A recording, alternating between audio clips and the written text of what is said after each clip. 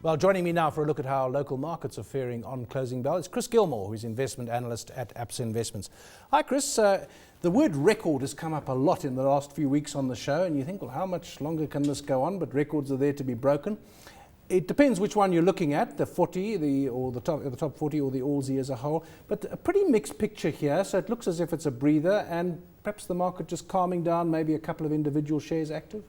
That's right, David. And look, we're ahead of a long weekend, so I suppose not too many people want to have kind of very, very long positions in that kind of situation. But you're right, we've been getting new highs for the past week or so, in fact going a bit longer than that.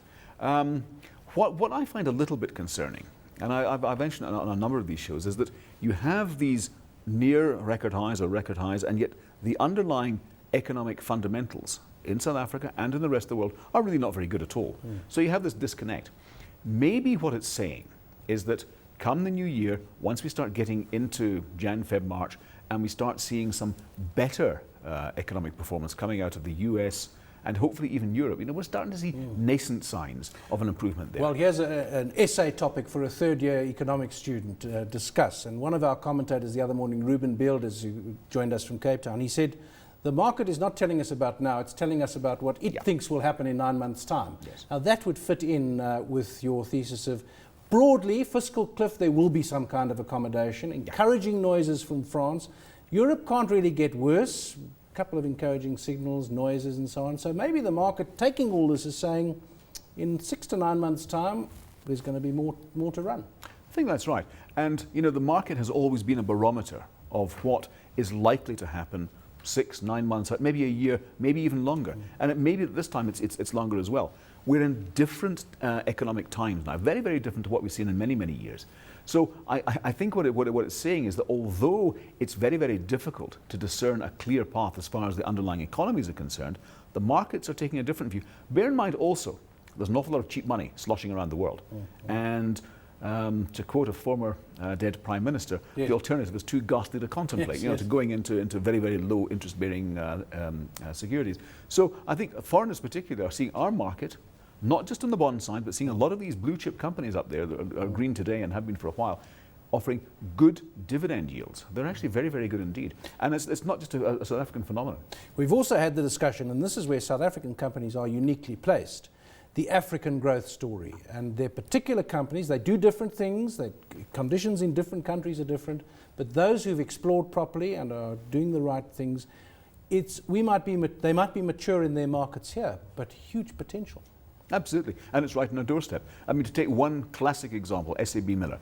I mean, they've been in the rest of Africa for decades. They understand the market. Today, with Castel, they're represented in, 44 out of 54 countries. So for them... And the other ones probably don't drink. I mean, that's how pervasive they are. Probably, yes.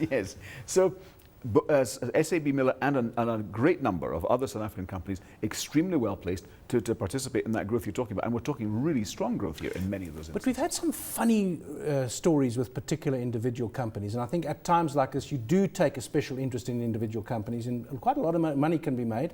A lot of them are looking cheap. Now, if you look at two construction counters, yesterday morning, I noticed that the day before, that was Wednesday, Murray & Roberts and Aveng both went up 5%. So you say, okay, that's two big construction companies at the same time going up by more than 5%, possibly the biggest gainers on the day. Why would that be? Is there an African thing there? There was no big construction story. So the point I'm making is lots of selective issues where suddenly a share does something. A number of things, David. I think, if you look at some of the PE ratios of a lot of these companies I've mentioned here, some of those defensive or perceived to be defensive companies, they're very, very high indeed. So I think a lot of investors and speculators are now looking for what they call second liners, sectors that haven't moved that much, sectors that are perceived to be real dogs. And construction fits that description beautifully, because a lot of these big players like Aveng, like Murray & Roberts, they're big lumbering giants. They're good companies in their own right, actually very well managed. They've had their own set of difficult circumstances in the past few years. And yes, they are going to the rest of Africa. The problem that they have now is that they're competing with each other, and the margins are really cutthroat. But I think if you take a very long-term view, then they're now perceived to be cheap. And so it could be a kind of rotation, if you like, out of the more expensive counters, the likes of your ShopRites and Massmarts and that, into something that seems to be cheap. I quote this often, and I haven't quoted it to you, what Brian Cantor said about our retail sector, and perhaps we can finish with that. You mentioned ShopRite a moment ago, and I was saying to him what a world-class retail sector we've got. You know, these very good companies that are now expanding. He said they're not good enough. They're making too much money. They're not competitive enough. Those margins, you mentioned the construction, he said the margins need to be smaller. They need to fight each other more. So in the light of that comment, there's another discuss comment. Are they making too much money? Are they not competitive enough? If we're talking about the retailers per se, they're operating off very thin margins indeed. In global terms, they're very, very low. Look, having said that, ShopRite has now got a margin of about 5.5%. But if you strip out the non-retailing side of it, that's actually quite large these days, and it's growing. So things like their banking activities, this type of thing. If you look at some of the other retailers, they're significantly lower than that. No, in world terms, our retailers are, you know, they're in a very competitive space, and their margins are quite low. Let's just look at one share I know you take an interest in and have for a long time, and that is SAB Miller. It continues to defy predictions that there's still value to be had. It will continue to grow. It's a bit like Warren Buffett. They say to him, how do you make your money? He tells them. They say to SAB Miller, what is your strategy? Graham Mackay and now Alan Clark, they tell us. Yeah. So we know what they're doing, but they keep doing it better. Yeah. And I mean, David, you've been there. You know what it's like. It's a real treadmill. By Jove, they don't accept any slackers at all. It's an incredible company, and across the board. And we see Norman Adamy now moving up to chairman, and they're taking a Colombian and putting him in his place. So interesting culture shift for the South African operation. It's quite incredible. Again, it demonstrates the huge breadth of international expertise that's come into play. We mentioned Africa earlier. You know, almost wherever you look, SAB Miller has pretty much covered that part of the globe. So they're there. Look, they're in rarefied territory as far as the actual the rating is concerned. Make no mistake, it isn't cheap anymore.